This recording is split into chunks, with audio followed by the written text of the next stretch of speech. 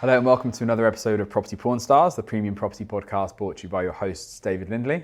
And I'm Nat Giggs. And today our guest, our star, is none other than Richard Austen, who is the Managing Director of By Design in Royston and South Cambs. Been in that role for 6-7 months now. 6 getting into our 7th month, yes. Yep. And I think so far brought on 15-16 million pounds worth of property to the market. So quite a lot of activity in a short space of time, which we'll get into. Yep. But first of all, how are you? And thank you for being here today. Thank you for having me. Doing really well, thank you. It was nice to make time and get out to see you guys. So it has been busy, especially the last few months, just proportionately have gone crazy. So it's nice to take a break as well. So come see you. This is a break. This is a holiday. Yeah. This is as good as it gets. Let's see if we can break. All good, Cool. though. So let's sort of do as we usually do, really, and talk about your journey from, your journey to operating in the premium market as you are now. Because that's what we focus on the podcast. So it's always good to hear people's backstories from how they ended up there. No one was born into the premium property market. So everyone's got a story. So how did you end up here then, Rich? So I've had probably quite a journey. I know everyone has. But it's all started, I'll try and be quick for you because no one wants to hear my boring backstory of everything, do they? But so started way back when in construction.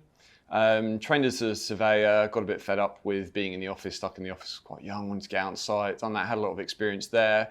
Went through some hard times when the construction industry and building was pretty tough, so then transferred straight into motor sales. Friend said, I think you'd be great at this, so give it a go, people are looking. So went into that, great training. The motor industry's got just some of the best trainers for sales that there is. Yeah, it's the corporate world of it is quite interesting that it compares to, say, you get quite a corporate world and then some more private sort of groups that work. But if you find a good group, you can get some of the best training in that industry. I have to say it's a really good standing for it.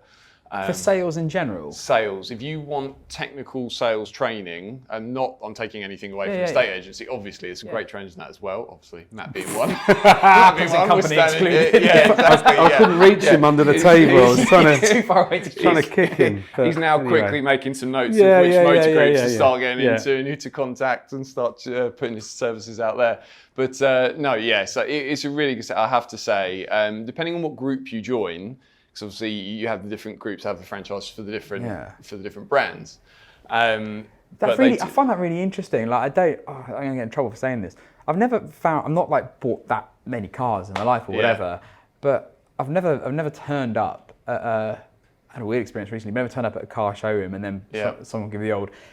It's kind of a cliche, isn't it? Sometimes, So just on that, like, what kind of training do you get in that world? It's a really good standing for process and some technicalities. The problem is in that world, as I then went along, you get some great salesmen and you get some really poor salesmen, like you do anywhere. Yeah, okay. But the training itself, again, depending on the group, can be great. So it's just a lot about sales. It's just finding, and I happened to have some good managers and good training groups that I was at. But it's just gives you that structure, that process, and it's that finding a rigorous qualifying, pre-qualify, present, deliver, negotiate. It's that general sales structure that you can then take anywhere through any different industry. So it's a really good grounding for a structure. Client walks anything from someone walking into a dealership for someone picking up the phone and calling you about a property. So you've got that, how to get from A to B. You control the journey. Sorry, boring sales stuff, but you can control the journey.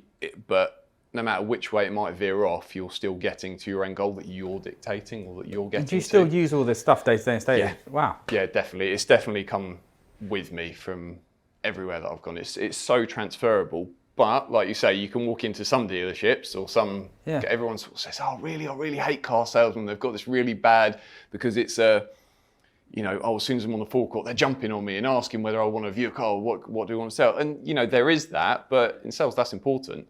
But as long as it's done in the right way. So then it gives you that great structure, but then a lot of the other trainers will give you the technicality, what questions to ask, lead, open questions, how to close. It's a lot of the sales cliches, and you can take that corporate side of it though, and as long as you use it well and you are a good person, the right sort of individual, you can learn from it and take that with you. But it's a really difficult industry. So I Why was is it there. difficult? It's a real, not that a estate agency isn't, but it's a real lifestyle thing. You're working, you never have a whole weekend off. You're working every Saturday, every other Sunday, every other week is a 6-day week. If it's high commission based, it's pretty much all commission based, near enough no sort of basics. So it's really tough when I started a family, needed better hours, better work-life balance. If you have a day off, you're not earning. It's really like that. So just wanted to change out of it, and it gave me a great grounding in sales, but then moved that to a estate agency, which was just, I love property. It's not just about what you're selling. It's great that I wasn't really interested in cars. But moving into a estate agency, I love sales. Moved into a product that I got on more with. I loved property. The construction element of that came in well then. So now if I'm going round and somebody's talking to me about, I wonder if I could do this and that, yep, I can give them sure advice that could be done, or this goes hand in hand quite nicely, and gives a little bit of confidence. It allows me to handle objections a little bit better, so that if, I'd really prefer an open plan kitchen and this doesn't quite have it, right, you can do this and do this and do whatever it might need to. You don't need planning for that, and so on and so forth. So it's just quite a nice blend, especially with the level of property that we're talking about now and what people want to do with it. So left the motor industry, started working. I went straight in, actually. I was quite fortunate to go straight in at the sort of higher end market, valuing. I didn't even go into sort of a negotiator position, straight into valuing higher end homes. And it was quite nice because I didn't know any better. It was just, right, take the sales process that I had before, go straight in, right, you've got this home. I was showed how to sort of value a property and been on a couple of valuations, and went, there you go, get on with it. And it was kind of, in a way, it was quite good because I didn't know any better. I didn't know that was quite a big thing to start valuing £1 million properties rather than your sort of 2, 3, 4 bed flats or anything like that. And I really enjoyed it, really enjoyed that. Then moved to the sort of more volume market for a different position, which, just sort of high position is more of a manager role, but in the volume market. Enjoyed that for quite a while, built a great team and got on with a really great group of estate agents there. And then wanted to do something slightly different. And obviously we spoke a little bit, and hence getting back into the premium market. Going back to the sales training for the car, do you still apply that in the premium market, or is that more applicable to the resi volume market, or both? Both. Sales training done right can apply right the way through everything. The principle of how you deal with someone is still exactly the same. Everyone, whether they're buying, whether it be putting to cars, whether they're buying a sort of volume market property car, or a premium, or if you're buying a 2-bed flat or buying a £1.5 million, everyone wants to be treated the same, and you'll get the best result out of that individual if you nurture them in the same way by using the same process. So it's all relative, isn't it? If I was selling a £20,000 car, I'd still want to do the most, build the same relationship, use the same process for that individual buyer, because then I could hopefully negotiate better with them because I've built better rapport, got a better relationship with them, and then it helps you sell. This is the kind of sales part of it, sell the extra insurances, which makes me more money. It's still that you get the most out of people, and then that person's a client for life as well. So when they change their car in 3 years time, who are they going to come to? They're going to come to you. So, and that's the same process for the high-end market, and then whether they're buying an Audi, Mercedes, Bentley. Same with the premium property market. Why wouldn't you use that same process and get the most out of people if you can? Yeah, that's really interesting. It's kind of served well through life so far, anyway, at least. So you've been in a estate agency for how long? Estate agency, I think this is bang on a decade now. And would you say it's changed in that time from your kind of coming in? Because 10 years isn't a long time when you've done it for 29 years, shows me age. But I'm always interested because I think the last 10 years seems to have advanced a lot. Yeah. So tell me what your observations have been. So I think I came in just as some things had moved on, and then it was like just stagnating a bit, and then obviously we came, a bit of a whole new era with it. It was very much, when I first entered, it was still a lot about higher sort of staff levels. The modern marketing wasn't there as much. It was still very get it, list it, put it on Rightmove. You didn't have sort of videos. We were one of the first people to do professional photography standard at that time. You know, it's come in, and not every property was. It might be a higher end home, but not every property was doing that. I was still taking photos. We took decent photos with our own camera, but not an iPhone or anything. So it was more about the traditional high street agency. There was still more people having a few walk-ins, but it was kind of reached that, gone from you didn't have Rightmove and it was just dependent on your local agent and coming in and networking there, to then Rightmove comes in and right, okay, that's a whole new level and that's not needed as much, to then right, okay, how do we up that? You know, how do you improve on what everybody is doing on Rightmove? And it was just at that stage where everyone was starting to think, what could we do to stand out a little bit more from Rightmove? And then I've gone through the whole transition of going through, it was a few years before that, and then we've had COVID, and then since then, obviously, has changed dramatically. And the industry, and I think, has still got not a long way to go, but is going to be changing quite drastically in a short space of time. What do you think is going to change drastically, in your opinion?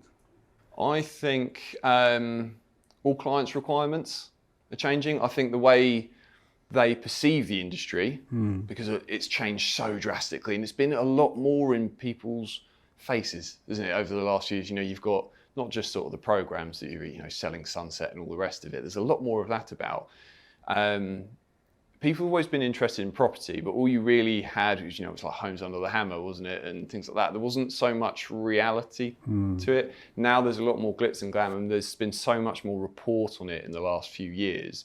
I think people's perception is almost changing how they see how they should be treated. So in terms of the service that they want, I think it is people are expecting a much more one-on-one, and people really actually do appreciate that now a lot more. They really are looking for it and appreciate a lot more of it. And the marketing. I think the world of marketing, it's become, to try and summarise it a bit better, I think it used to be, sort of 70-30 split of that. Now it's much more, you've got to be 50% concentrate on your marketing and 50% customers. It's a lot more paramount of what you've got to do there to try and stand out, what people expect. I heard something that was really interesting. It was forgive me if I said this before, but there was a Jeff Bezos thing. He was still talking on stage somewhere, and he said, people always ask me what do I think is going to change in the next 10 years. And he said, but people never ask, the real question is, what do I think is going to not change in the next 10 years? Because that's what's to build your business around, is the things that are going to stay consistent in that period of time. And technology, what marketing looks like for the property industry in 10 years' time is going to be all sorts different to what it is today. But people are still going to want that personal service from an agent they know, like, and trust. And probably even increasingly so. I think that there's a market for it, of course, but where you'd have a valuer and team and eggs and all that sort of stuff, there's a market for that. But having that one-to-one service, especially in the premium market, from MA to completion, I don't think that's going to go away. So what? Because you were working in a team, you were leading teams, and then all of a sudden you've gone, I'm going to take the leap into being a self-employed kind of owner of your own business in the premium market. Tell us about that step. Yeah, it's scary, isn't it? Well, I mean, it's great because I treated where I was as my own business. What were you scared of? It's all the whether anybody cares to admit it or not. It's the financials and the security of it all, isn't it? You've got a house to pay for, kids, everything else. So it's that. I mean, I always treated where I was as my own business, thought of that. So I was kind of used to thinking about running a business. And always liked that. That didn't scare me. It was quite nice that I had that education, had that experience. But it was if this doesn't work, you've got to still pay the bills. You've got to put food on the table. You've got to do that. And as much as you've got the experience, been in it a long time, and know how to build and market, and I quite like that anyway.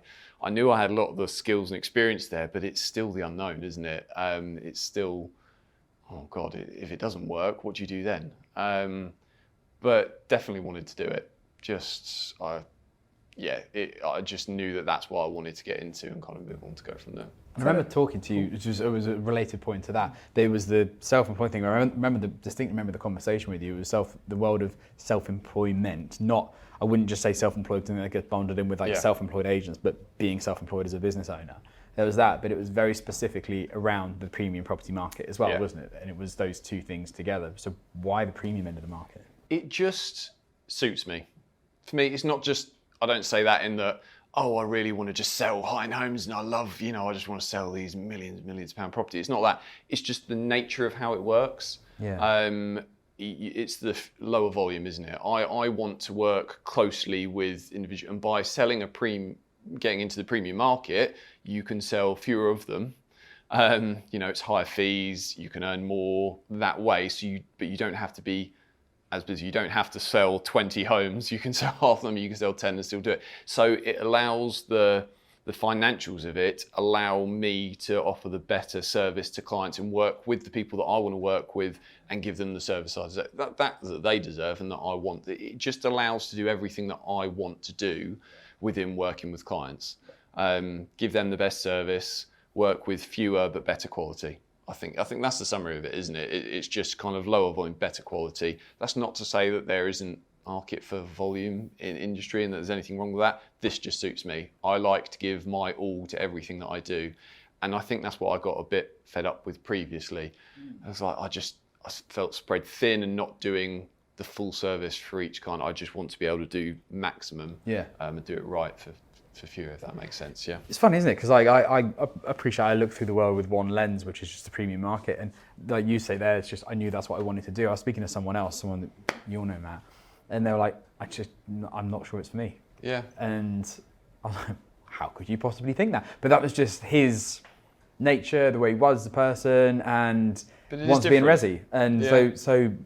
Yeah, it is different though, isn't it? Yeah. It's not as fast moving. If you just want to be doing 7 viewings a day and listing 5 properties a week and just busy doing the doing almost, then it's not for you because things take a bit longer. You've got to farm clients a little bit more and you've got to be a bit more strategic about the properties that you're selling. You're not doing that. And if that doesn't suit you, then fine. But it again suits me because I've got a bit more patience for that. I want to be strategic. I want to get into the depth and the details of it and do things a bit differently. So it's no right or wrong. It's just that suits me and that's the way it works. So for anyone listening to this, thinking of doing it, and they've just heard at the start when David said you've listed 15, 16 properties in that sort of 6-month period, because we're in month 7 from that perspective. What would be your advice about going out there? Because the biggest concern for anyone going into the premium market is, especially cold as well, is how the hell do I get an instruction? How do I get my first 2, 3, 4 instructions? How did you do that? So it was interesting for me is that I started from cold. So if possible, don't do that. just don't do what I did. It all came about really quickly for me. Again, I'm harp on about my story, but if people can learn from it, then fine, so be it. But it's tough. I went from managing an office, not sitting behind the desk more, I was still doing valuations, but not out, and I hadn't been out seeing clients day to day for a little while. So it's not like didn't have that name about and that sort in the back pocket. Not that I'd take any listings with me. Obviously, wouldn't take any clients with me. No, I'm sure no one's ever done that. But I didn't have that. But I knew again it wasn't scary for me to go out and start doing that because I know I'm bloody good at it and that's what I enjoy and fine. So sorry, long-winded story. If you can avoid starting from cold, don't. I literally had to go right from having absolutely nothing to how am I going to generate this, get my name out there. And, a lot of people come from where you're known in the area and you've already got some referrals going and that sort of thing. Didn't have any of that. Because you went into a different patch, didn't you? Yeah, so that's the other thing is where I was operating, actually couldn't go that way just for licensing and everything. So I had to come out. It was good. It was where I was then had only recently moved to was my new patch, and actually where I used to grow up, so covering from Royston up to now where I'm in Swayze, so that's sort of South Cambs from Royston, which is great. So at least I knew the areas that I was now covering, so I knew where to go and where I wanted to be, but I just hadn't been in there for a little while. Sorry, to get back to your question, I digress. In how do you start that and how do you get the ball rolling? Everything. It's just do everything that you can, be consistent. Obviously, it's finances as well. How much do you have to put into it? Look for the easy wins. Social media is great, and it's fantastic. You've got to do it, but a lot of people actually now almost put too much that way. What do you mean? I think everyone will just focus on social media, putting themselves, and probably put too much into a budget to boost and put their face around it. You've got to do that, and I firmly believe in the world of social media. I've been part of it for a long time. I'm not someone that didn't have it, didn't do it, and has now come to it, but I didn't use my personal page or anything. I started a whole new by design brand, and that's it. So starting from scratch in that theory. But people will miss the good old-fashioned door knocking, letter drops, leaflet drops, direct mail, but done in the right way. I think is still deadly important. My first inquiries actually came from direct mail. Well, sorry, no, I tell a lie. From social media, put that out there, had first inquiry for a buyer. Someone was saying, I'm actually looking to buy in the area that you are. Kind of got together, met up, what they're looking for. They were looking for something quite specific, but then used direct mail buyer letters. And that got me my first 2 inquiries and 2 listings.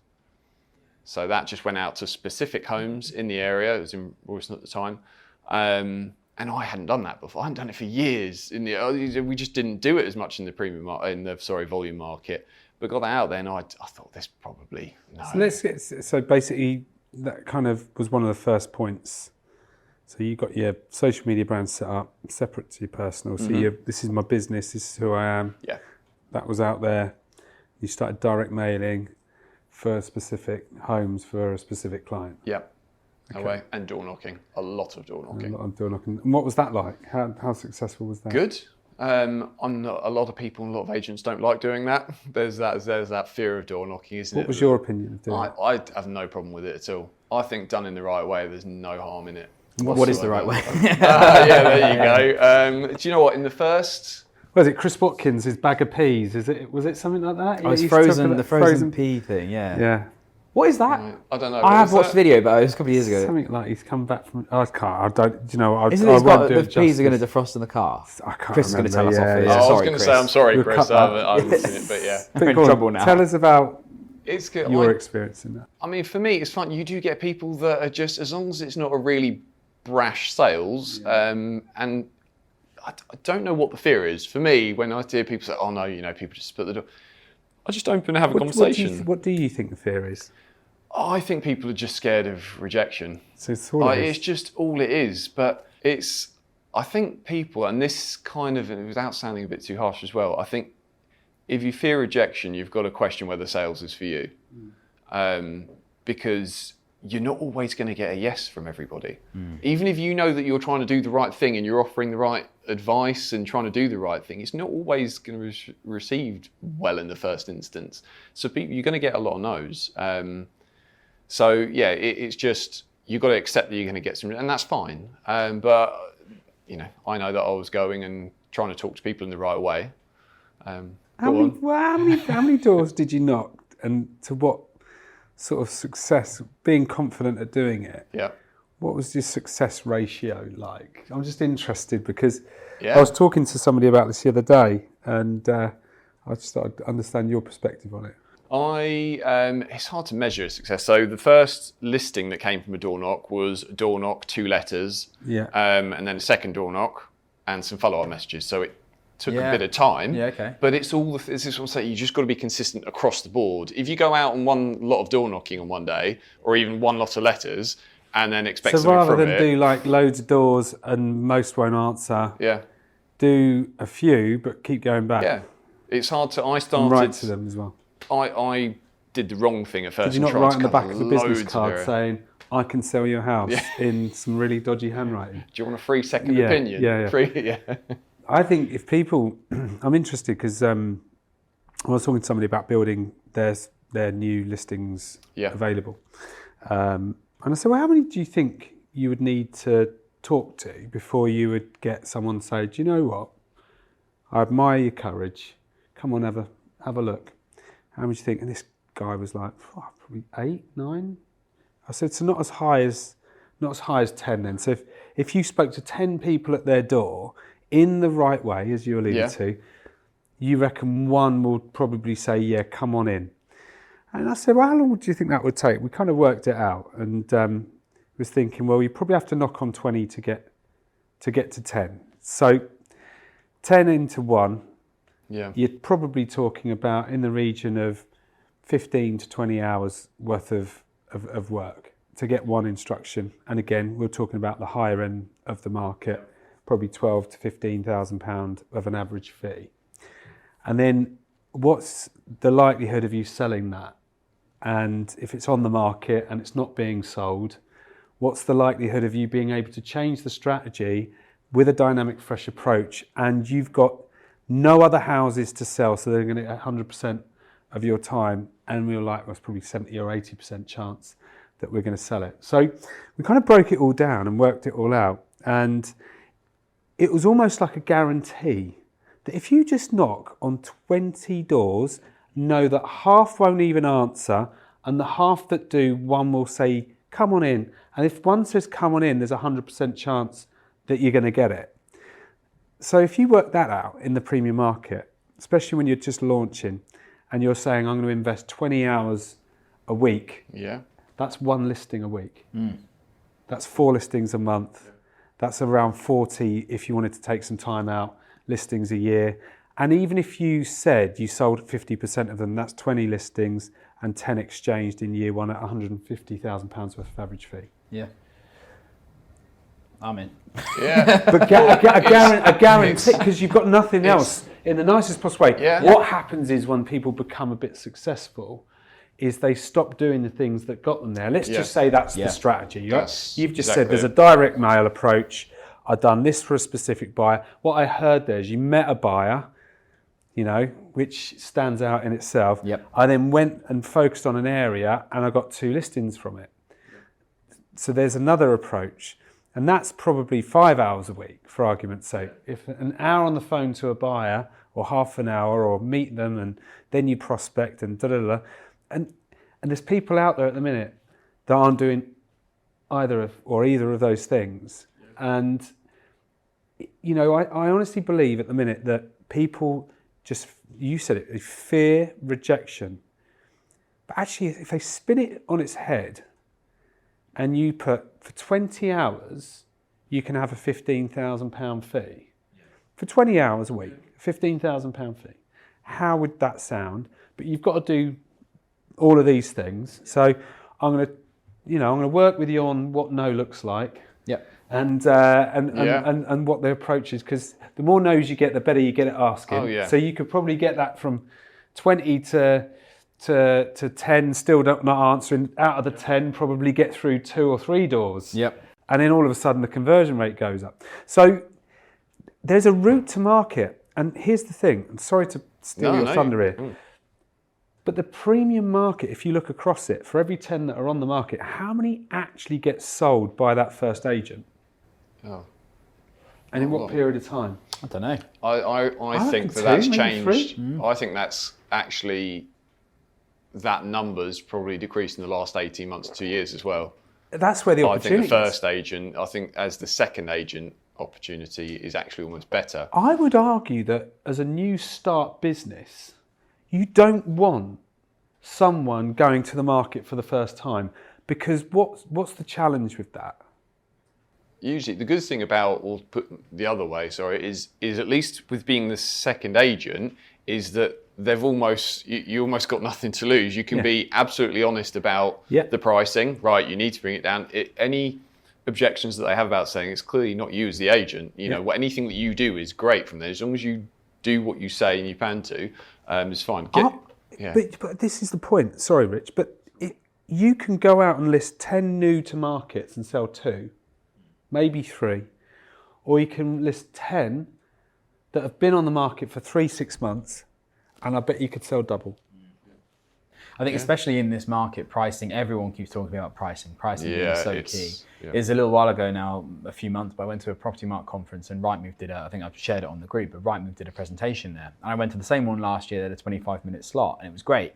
This year, Rightmove came on and something like 23 out of the 25-minute speech they had. This is Rightmove. Every transaction, everything, all the data they have, 23 out of 25 minutes was just about price reductions. It's incredible, isn't it? Yeah. It's so sensitive. To go back, just to give you a bit of a number around my doctor, because I know it was you've talking the metrics of it. Sorry, go back, David. Is I was invited in the first. It was about 10 door knocks to 3 properties, and I spent over an hour. I did a full-on valuation, pretty much, bar having done the research. Did a full-on valuation for one chap just from a door knock. I ended up spending nearly 2 hours in there with him, just from that. Or straight, you knock that door and then you're straight into I stood there with one of the magazines in my hand. I've just been on the way to see another client. I know that you've been in the property. I've driven past a couple of times. How are you getting on? You know, is anything? I've got a magazine for you if you'd like to have a look at it. Just how's things going? Had a bit of a chat. He said, "Do you want to come in, have a look?" And did a full-on thing. So sorry, going backwards a bit, but yeah, it's just so true. So yours is 10 to 3. So you know. You should have listed 30 by now. Should have done. And again, jumping forward a little bit, this is the stuff that I now, we're probably getting onto that, but this is the stuff now that I want to get back to doing more of it. I've actually got so busy that I can't do any more of that. So that's actually what I want to get back to doing more of, because that's gone out for good reasons. But yeah, anyway. Let's dive into, you've listed 15. How do you sell the houses? What's the process from there? Because I see on LinkedIn, Instagram, 99% of the videos are houses that are on the market. I don't see many agents at the minute in that end of the market talking about, I've sold this one. Or that one's I've done 4 viewings on this at the weekend, managed to secure a buyer. And I think this is where the opportunity is. Yeah, that's a good point. Yeah, true. So, and I think a lot of people are used to watching these lovely videos and they look amazing. Coming to market. Yeah. I see Alex Moisey done a video about the coming soon videos, a bit of a piss take, if you like, on the fact that does anyone actually go, right, come here, look, we're going to watch this coming soon video, you know. But there's a certain amount of that pre-launch and all these lovely things, which is a part of the marketing process. Yeah. But what's the sales process in the premium upper market if you're fresh in and you're trying to build your I suppose your buyer lists? In terms of the best way to get property just sold, or to build database of buyers, or just getting it done? Because one probably leads to the other, doesn't it? Yeah, it does. Yeah, I mean, in terms of that, getting property sold at the minute, I mean, it's tough. There's no if and buts about it. The market is competitive at the moment.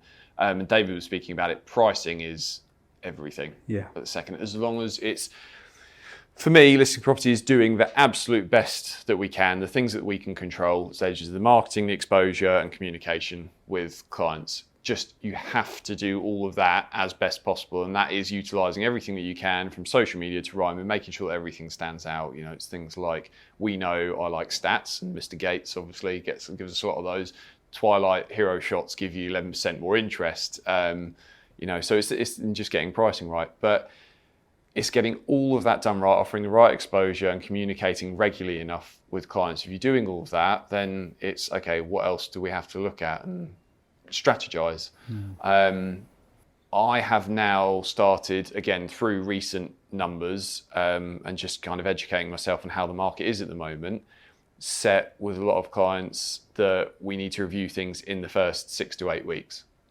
Because that's the time that just seems crucial in this market. If you're not getting the enough interest or looking at it in that time frame, you need to be doing something. Unfortunately, a lot of that is price. A lot of the time, it's not always. And you can say, "Oh, you get it right. You know, you just should get it right in the first time." But at the moment, a lot of sellers still don't want to be competitive about pricing, or they still want to try for that little bit more because they, looking for that room to negotiate. This is a whole different conversation on pricing, getting back to the original question of what do you do you need the listings to gain that database buyers. You need the listings to generate interest. And as long as you're taking opportunity of what those listings are giving you, i.e. the inquiries from buyers, and you're farming that database of buyers correctly, registering them, getting them signed up to your socials and getting your awareness, you just need to make as much of an opportunity out of each listing as possible. Yeah.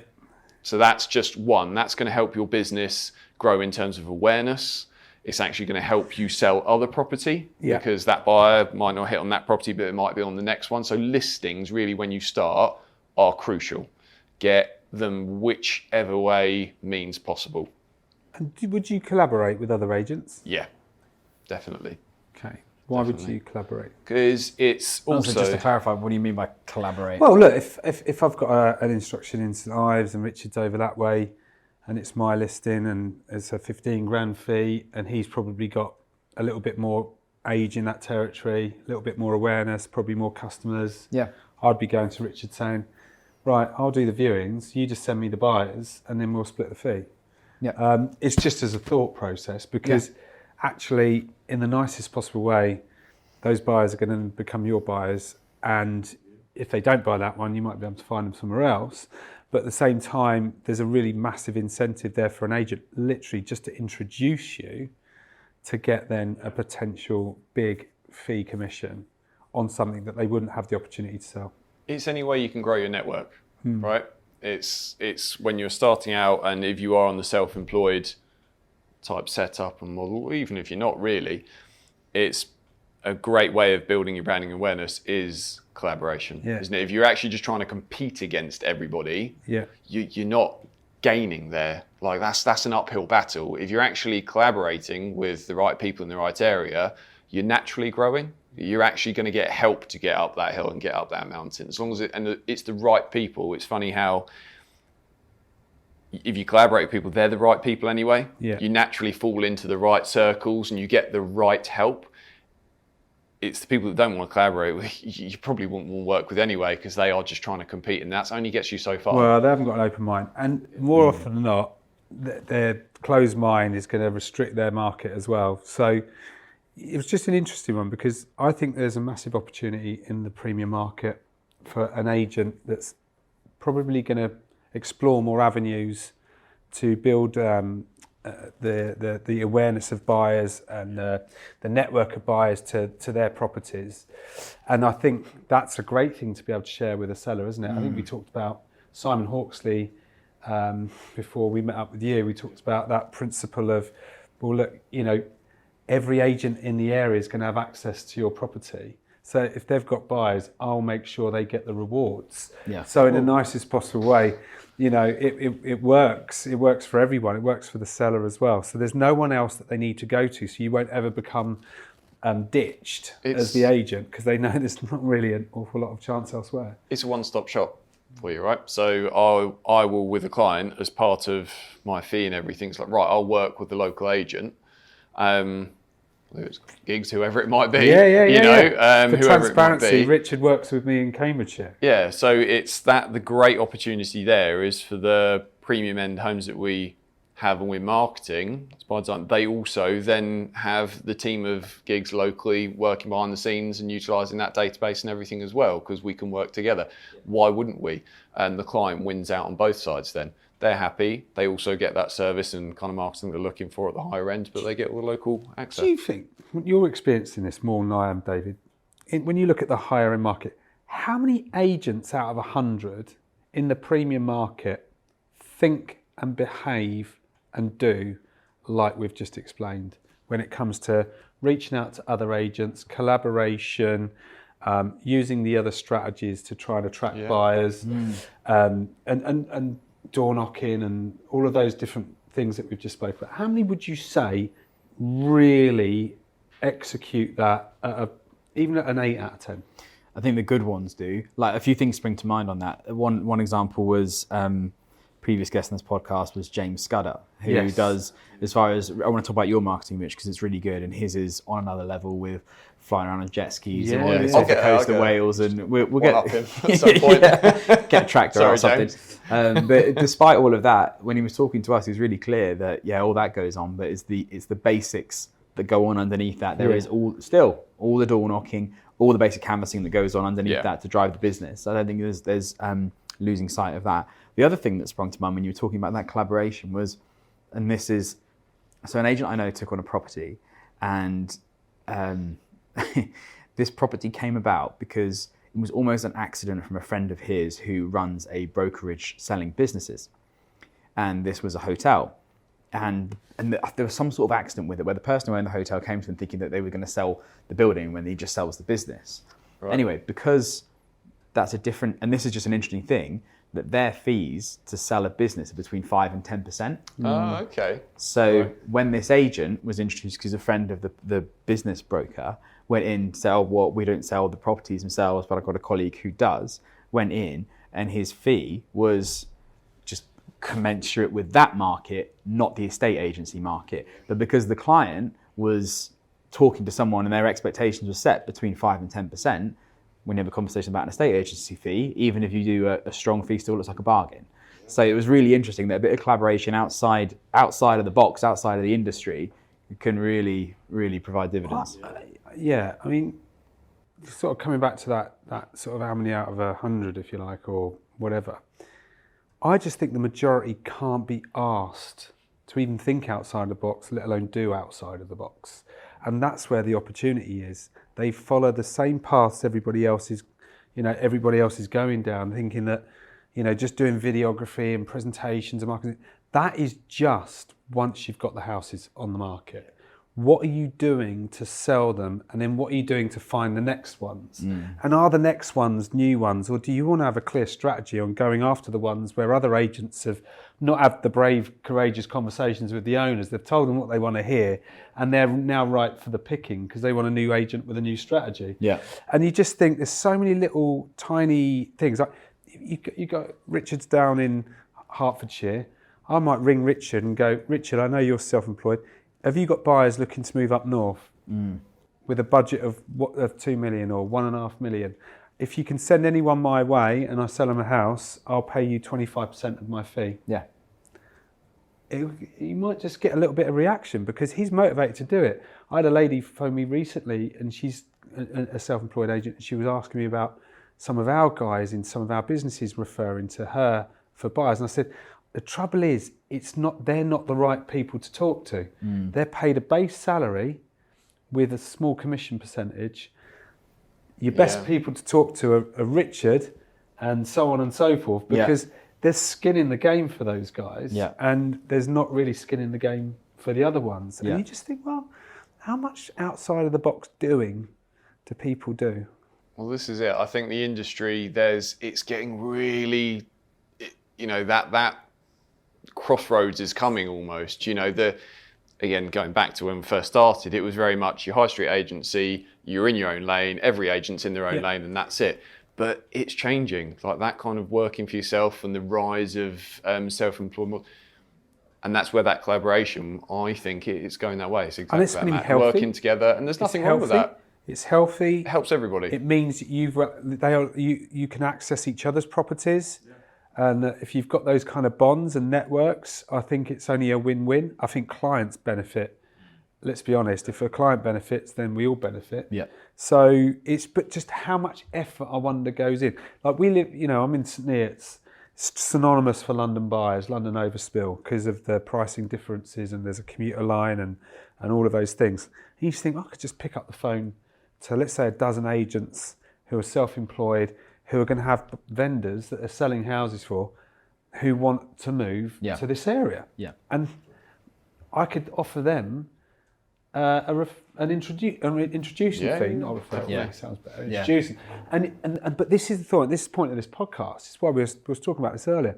Why we set up this podcast is to help people to not only consider their options going into the premium market, but when they do it with some conviction. Do it with a plan that doesn't look the same as the other guy down the road. Yeah. Or girl, just to make sure.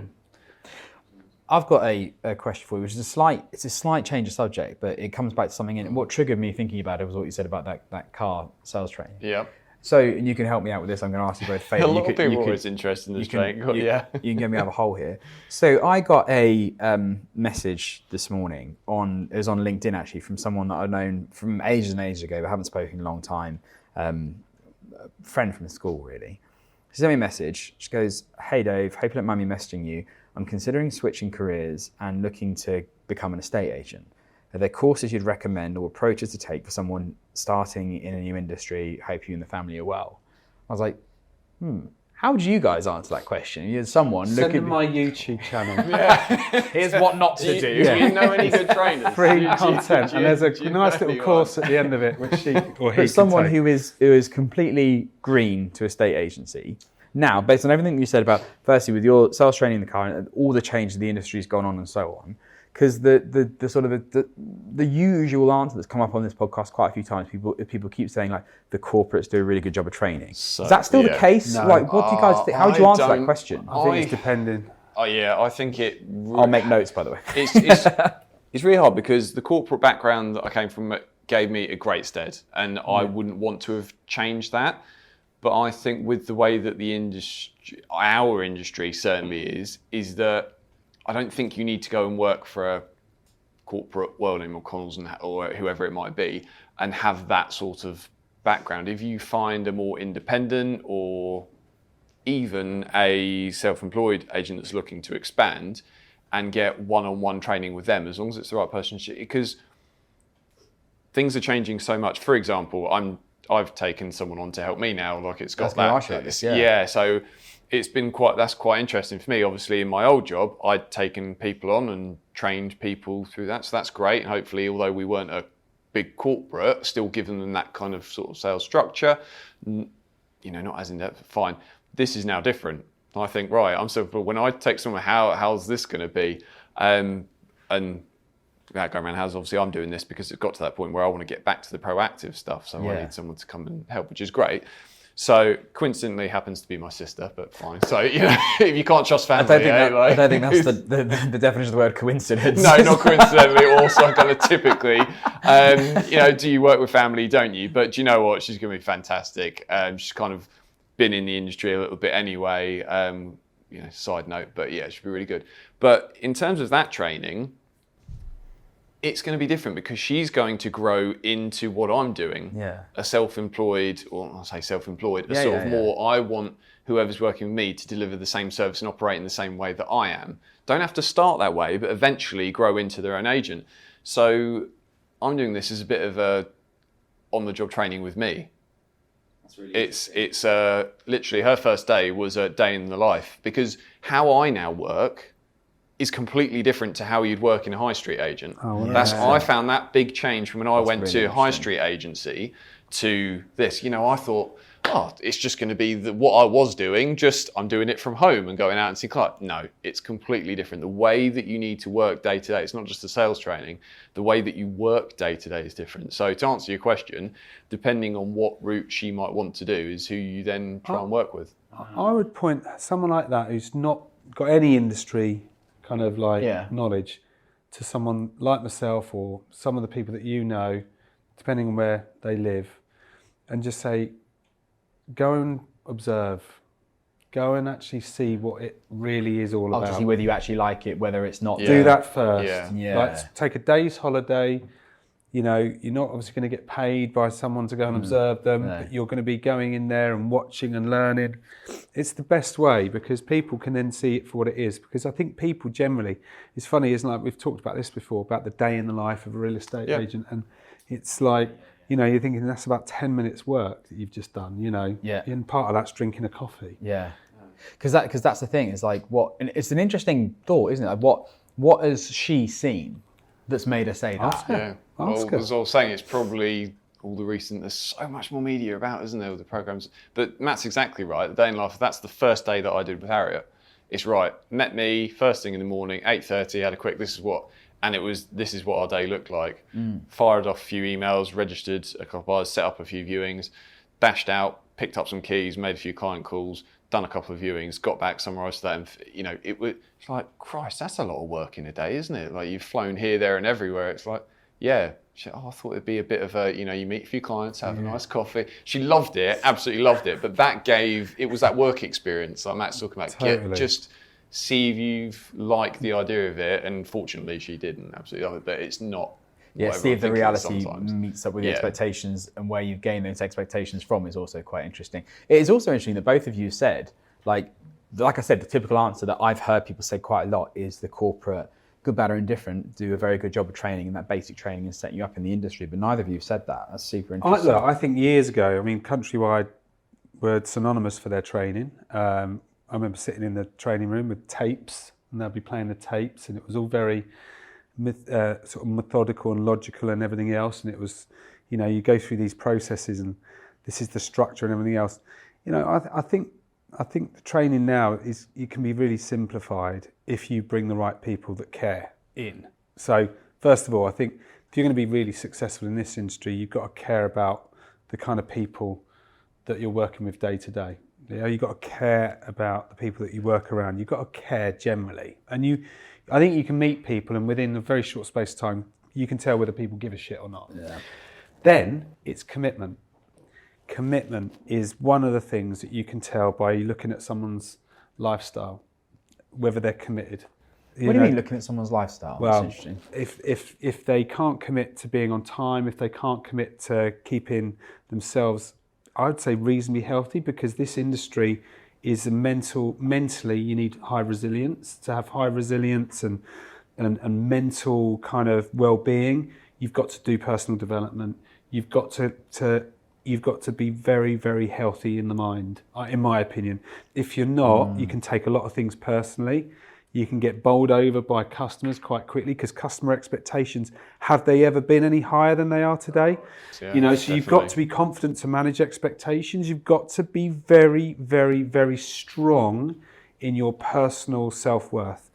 You don't get that, in my opinion, if you don't look after yourself. If you don't look after yourself, people will take advantage of you, customers included. What do you mean look after yourself? I think you've got to believe in yourself. You've got to work on your self-belief. You've got to work on your mindset. It's very easy to sit here and say it, but if you're going to be successful in this industry, you're going to lose deals at the last minute. You're going to have, like one of our colleagues has had recently, a sale not complete on the last day while they were away on holiday. That stuff does happen, and you're going to get complaints. You're going to have someone chase you up. You're going to forget to do something, or whatever it might look like. You're going to have a vendor that should rip someone's arm off for their offer, but they're going, absolutely not, we want more money. Yep. You've got to be so good at not taking stuff personally that you're so self-assured in your own kind of, because you're working on yourself and you're looking after yourself. Whether it's drinking a load of water or eating the right foods, that'll give you more energy. When you've got more energy, you can take more. You can take more on board. You can learn more. You've got a more open mind. But I think people forget that if you're going to run your own business, it starts inside. It starts inside. The most successful agents that I see, they look after their mind. That's it, full stop. They believe in themselves. They're confident in what they do. They're not desperate. They're confident. They're confident enough to walk away from stuff. They're confident enough to challenge a customer. And that's because they're clear of mind. Yeah. And that's hard to do. I find it hard, and I preach it, but I find it bloody hard, because it is freaking hard, isn't it? We live in a world where expectations are higher than ever. Everything's kind of like polarized, everyone's comparing themselves to each other. You have to really, really focus your mind on what's important. You just said, I'm going to bring somebody in, I'm going to get back to basics. I'm going to get myself going down that route again.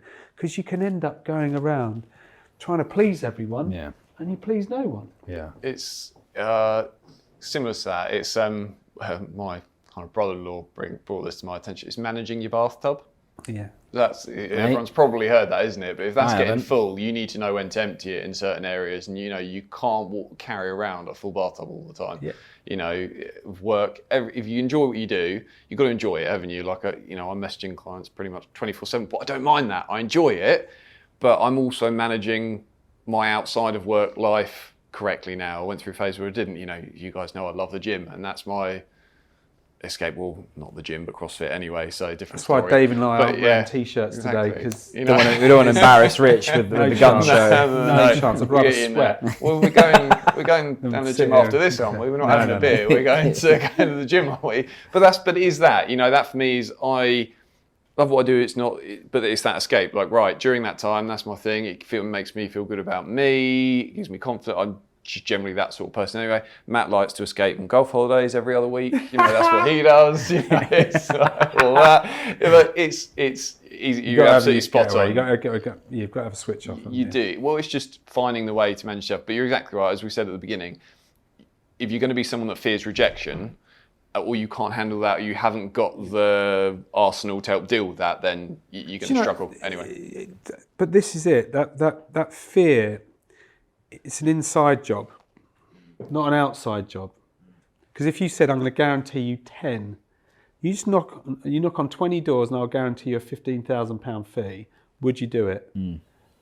Some people would still not do it. Yeah. They'd say yes, but they wouldn't do it. But that's what I'm saying. It's an inside job. They'll just say on social media, I think door knocking's offensive, or it's a really bad thing to do. It looks desperate. That's maybe your choice, but does it really, if it's done in a way that's really effective? What if I said to you, go round to 20 houses and just give them a £100 John Lewis voucher? Would you do it then? You know, but the point is that people don't, their perception is dictated by their mindset. Their mindset is dictated by how they feel about themselves. That's it. It's as simple as that. And I think that's where the best agents will forge their way forward, and using the tools that they've got around them to grow their businesses. And I can see it out there already. It's amazing. So, Rich, what does the future of the business look like? You always start out and you think you have a plan for these things, don't you? But it changes. It's because the industry is changing. For me, at the moment, it took a long time to get going. And I'm one of those people, I'm the busiest person you'll ever speak to.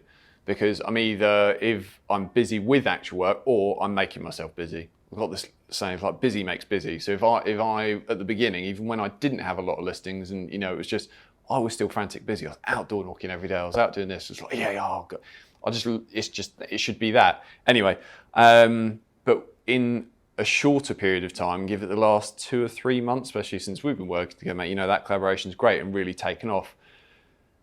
I've now got to the stage where I can't do all the stuff, all the good, consistent work that I want to. You know, all the door knocking, that's important. You know, I love that the reactive business is there, but we need to get back to that and generate more. So for me, it was how do I then do that?